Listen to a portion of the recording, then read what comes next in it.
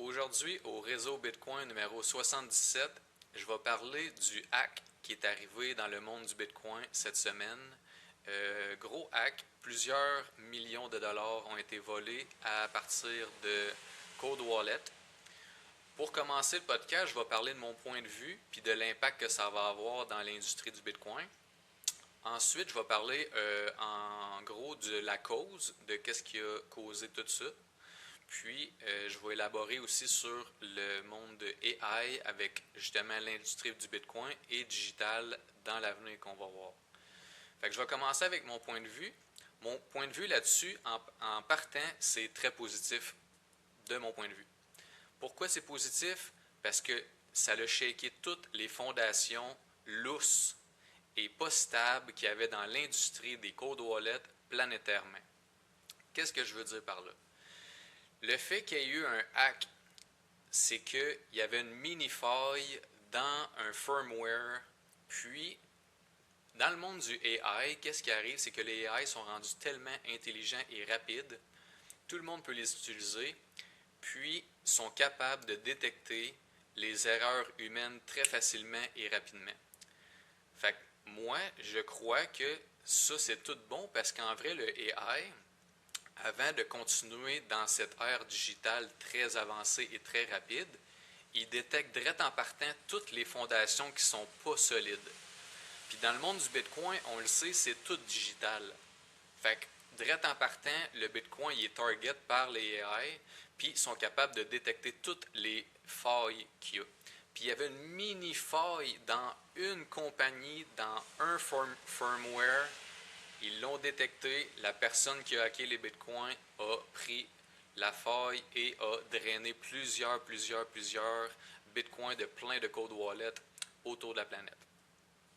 Fait que moi, comme que je vous ai dit, c'est très positif. Pourquoi? Parce que l'impact, qu'est-ce qui arrive à ce moment-là?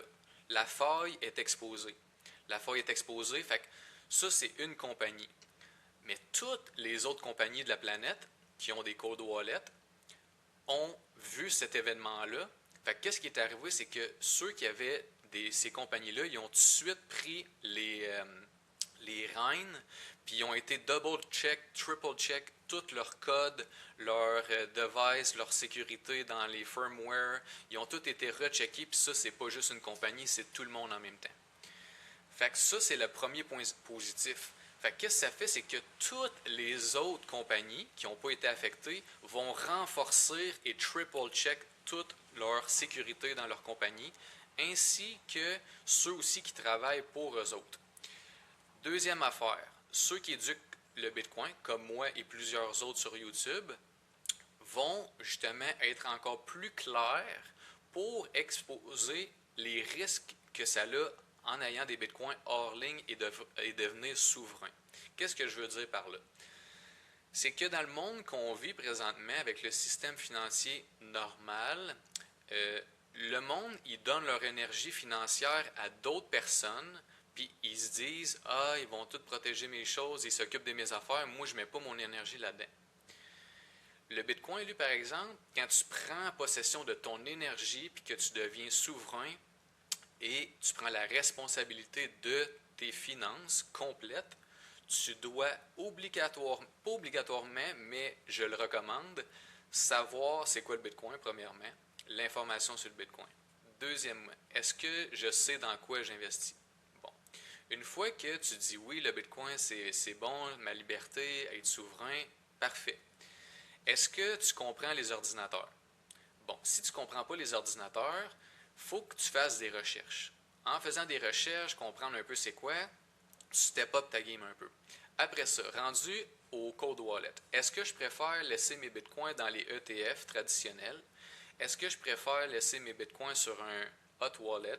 Est-ce que je préfère laisser mes bitcoins sur ShakePay ou peu importe l'exchange? Ou je suis prêt à prendre responsabilité totale de mes actions et énergie, puis de prendre mon énergie financière puis de la mettre hors ligne, mais sous ma responsabilité. Qu'est-ce que ça veut dire, ça? C'est que tu deviens souverain, puis tu dois savoir c'est quoi un cold wallet, multisig, single sig, passphrase, node. Il faut tout que tu saches ces mots-là, puis il faut que tu saches aussi comment les utiliser. Fait que pour revenir à ce que je disais, les fondations lousses, ils se sont craqués. C'est qu'il y avait beaucoup de gens qui avaient des cold wallets, mais ils ne savaient pas exactement comment tout ça fonctionnait. Fait que qu'est-ce que je veux dire par là, c'est que transiger sur le réseau Bitcoin, c'est un réseau complètement à part du système. Vous êtes responsable de vos transactions. Il n'y a personne qui peut dire « Ah, j'ai perdu mes bitcoins, il faut que je les ramène. » Non, non. C'est tac, c'est fait, c'est toi qui es responsable. Fait que là, quand que vous voulez aller faire un cold wallet, premièrement, il faut que tu crois au Bitcoin, il faut que tu saches comment transiger en Bitcoin, il faut que tu saches quel genre de cold wallet te satisfait et a les mêmes valeurs que toi. Puis aussi parce qu'il y en a des complexes, puis il y en a des pas complexes. Fait que dans tout ça, c'est qu'est-ce que je veux dire, c'est que ça prend plusieurs heures d'études à comprendre tout ça avant de dire, OK, je peux mettre mes bitcoins hors ligne, être souverain, mais être responsable, puis aussi me sentir en sécurité parce que je sais ce que j'ai, puis je sais ce que je fais. Fait que là, si vous êtes soit vous avez un cold wallet ou vous pensez en avoir un, c'est tout ce que je viens de dire là, c'est quelque chose que vous allez devoir revérifier puis vous poser les questions à vous-même. Si tout ça, ça vous fait peur, ça vous met insécure, puis vous ne voulez pas mettre l'énergie dans tout ça, vous pouvez encore avoir des bitcoins, mais vous n'allez pas être totalement en possession si vous les avez en ligne sur votre téléphone ou votre ordinateur. Fait qu'il y a des risques à tout, mais c'est vous qui décidez lesquels. Puis qu'est-ce que je veux dire, c'est que c'est pas parce que tes bitcoins sont sur un ETF qu'ils sont plus sécuritaires. C'est pas ça. C'est que toutes les façons d'avoir des bitcoins ont des risques. Mais le plus sécuritaire, dans mon opinion à moi, puis je vais tout le temps garder cette opinion-là parce que c'est prendre son énergie puis la mettre hors ligne, c'est les cold wallets. Fait que c'est ça. L'industrie Bitcoin va se renforcer sur toute la ligne, sur toute la planète. Comme que j'ai dit, les grosses compagnies qui ont des cold wallets, les compagnies, les custodians, les exchanges, ils vont tout revérifier, ils vont s'assurer que tout est sécuritaire, triple check. Fait que vraiment ça, là, ça a un bel impact, puis moi je suis content que ça l'ait arrivé au début de l'ère AI, parce que si ça leur est arrivé plus loin dans l'histoire, disons 1 an, 2 ans, 3 ans, 5 ans plus tard, le Bitcoin est à 2,5 millions US. C'est des pertes encore plus grosses, sûrement plus parce qu'il y aurait encore plus de monde avec ce firmware-là qui était en défaut. Puis ça aurait fait encore plus gros impact. Fait que je suis content que ça allait arriver dans l'ère de début de Cold Wallet. Quand je dis début, c'est que ça fait peut-être 5, 6, 7 ans que c'est devenu populaire. C'est le début, mais là, ça fait juste renforcer encore plus.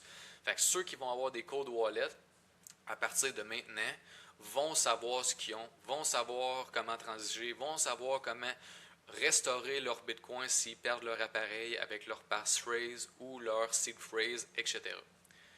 Bon, là, qu'est-ce que je voulais en venir, c'est que la cause de ce hack-là, c'est en vrai une erreur de logiciel interne. Qu'est-ce qui arrive, c'est que les cold wallets, c'est des appareils électroniques qui ont des logiciels dedans.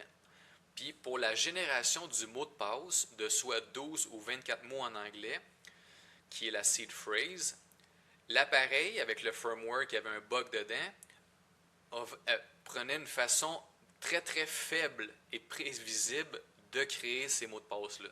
Fait que, pour faire une histoire courte, au lieu de prendre les mots puis de faire des randomness vraiment vastes qui sont impossibles à trouver, il allait tout le temps chercher les mots très prévisibles et très petits dans le firmware.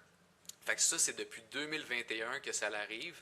Fait que tous ceux qui ont des cold cards, qui écoutent le podcast, vraiment, il y a une urgence à aller voir qu'est-ce qui se passe. Puis si vous avez un cold card, que ce soit MK3, MK4, MK5 ou Q, vous devez faire le transfert de vos bitcoins vers un échange, vers un autre seed phrase pour les mettre en sécurité.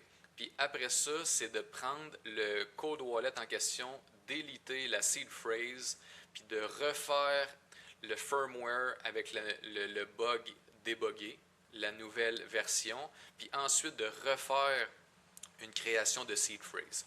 Mais là, ceux qui écoutent ça puis qui ont un cold card, qui n'ont pas fait ça encore, allez demander, pas demander, sur Cold Card, ils ont un blog, ils expliquent quoi, puis sur YouTube, il y a les tutoriels pour comment faire toutes ces choses-là. Puis si vous avez un cold card, vous avez reçu un email de la compagnie qui dit qu'ils vont vous donner une session pour justement vous aider à retransférer puis tout faire ce processus-là. Fait que je voulais justement finir avec ça pour dire que si tout ce que je vous disais là, c'est comme un peu, oups, je me sens pas en sécurité, puis tout, c'est que peut-être que vous aviez vos bitcoins, mais vous n'aviez pas mis l'énergie et la responsabilité que vous deviez avoir dans cette industrie-là, qui est nouvelle, mais qui est très puissante, mais il faut que vous soyez informés. Puis, je vais finir avec ça, c'est que dans le monde digital qu'on est en train de vivre présentement, avec toutes les AI, il y en a de plus en plus qui se créent, puis il y en a de plus en plus qui sont rapides, intelligents, puis sont tous dans des domaines un peu différents, sont capables de détecter toutes les erreurs humaines qu'il y a dans les logiciels de tout ce qui existe présentement. Fait que si quelqu'un utilise un AI, puis il essaie d'exploiter des failles, puis c'est pas juste dans le Bitcoin ça a été le premier target, mais dans le système financier, c'est tout digital aussi, dans le système de, peu importe le système, c'est tout digital. Fait que les AI, ils vont détecter tout ce qui est vraiment pas protégé, pas sécure, puis ça va juste démontrer comment que les erreurs humaines, faut qu'ils soient corrigées et re-triple check. Puis ça va vraiment emmener l'industrie à un autre niveau plus élevé, plus sécuritaire et plus d'instruction et de clarté concernant tout ce qui est digital. Fait que je vous remercie d'avoir écouté le podcast. Comme que j'ai dit tantôt, si vous avez des cold wallets, même si ce n'est pas des cold cards, faites vos recherches, assurez-vous que vous savez comment restaurer vos bitcoins d'un wallet qui était justement avec un firmware, avec un bug, vos 12-24 mots, comment faire pour restaurer sur un autre wallet rapidement dans des cas comme qui est arrivé là. C'est vraiment important. Puis même que je dirais, c'est que les cold wallets, là, ils ont des firmware updates souvent à tous les mois. Puis j'en ai que j'ai vu que ils mettent leur cold wallet en sécurité, puis ils l'oublient, puis ils passent des années sans aller faire de transactions, sans faire de upgrade des cold wallets. Ça peut engendrer des j'oublie le mot de passe, je ne sais plus comment faire des transactions parce que c'est pas tant simple, ça prend vraiment du savoir. Fait que qu'est-ce que je vous dis, moi, personnellement, c'est que vous jouez littéralement avec vos bitcoins. Une fois de temps en temps, vous allez voir, firmware, il faut que je l'update. Bon, pendant que je suis sur mon ordi, je vais prendre le temps de faire une petite transaction juste pour me mettre à jour, voir si le logiciel, c'est pareil. Juste vous keep up avec vos finances. Vraiment, c'est important parce qu'il peut arriver plein d'affaires puis vous êtes responsable de la perte de vos bitcoins.